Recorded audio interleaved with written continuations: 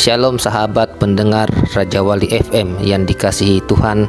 Hari ini adalah hari kenaikan Tuhan Yesus ke surga.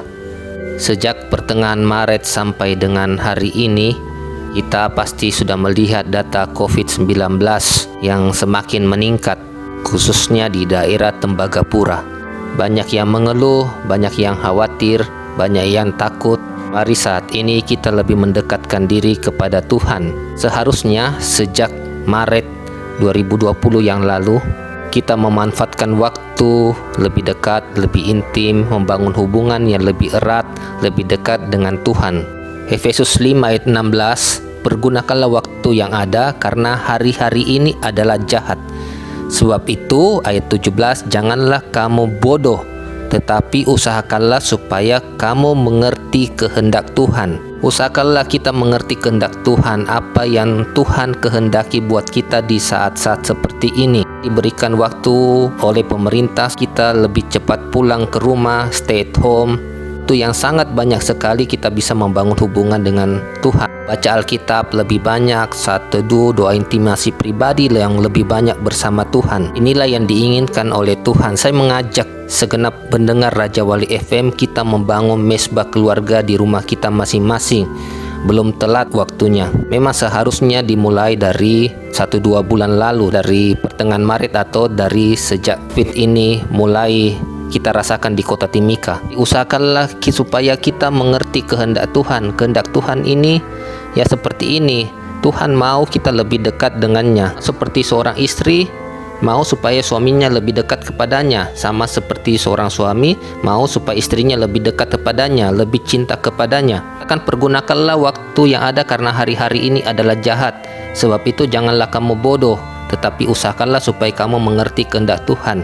Sahabat, orang yang tidak mempergunakan waktu dengan baik, tidak mengelola waktu dengan baik, dikatakan adalah bodoh. Di saat-saat seperti gini kita mempersiapkan segala sesuatu, rencana-rencana kita ke depan, sehingga setelah COVID ini selesai kita bisa melaksanakan rencana-rencana kita itu. Ini adalah orang yang bijak, jadi kita tidak buang-buang waktu. Sama seperti Yusuf, dia sudah merencanakan untuk 7 tahun kekeringan. Sebelumnya dia sudah menumpuk bahan makanan. Nah, kalau kita bijak, kita mengelola waktu dengan baik, kita sudah ada persiapan. Seharusnya jika waktu seperti gini, orang sebut ini waktu musim kering, ekonomi tidak bagus, kemiskinan menurun, karyawan banyak yang di PHK, pengusaha banyak yang menurun omsetnya. Harusnya di saat seperti begini, orang yang berhikmat, orang yang bijaksana sudah ada persiapan.